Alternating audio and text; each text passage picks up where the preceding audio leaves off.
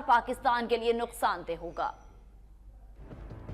लाहौर के मुकामी होटल में शुगर कन्वेंशन 2016 में शिरकत के बाद मीडिया से गुफ्तगू करते हुए खुर्रम दस्तगीर का कहना था कि अवाम तक अपना मौक़िफ़ पहुंचाने का बेहतरीन तरीका पार्लियामेंट है, लेकिन इमरान खान का मजाज हंगामा आराई और हल्ले गुल्ले वाला हो चुका है। उनका कहना था कि एहतजाज तहरीक इंसाफ का हक है, हम PTI के रायविंड लॉन्ग मार्च में कोई रखना नहीं डालेंगे, लेकिन एक तरफ भारत पाकिस्तान के खिलाफ साजिशों में मसरूफ है तो दूसरी तरफ अंदरूनी इंतशार मुल्क के लिए नुकसानदेह होगा।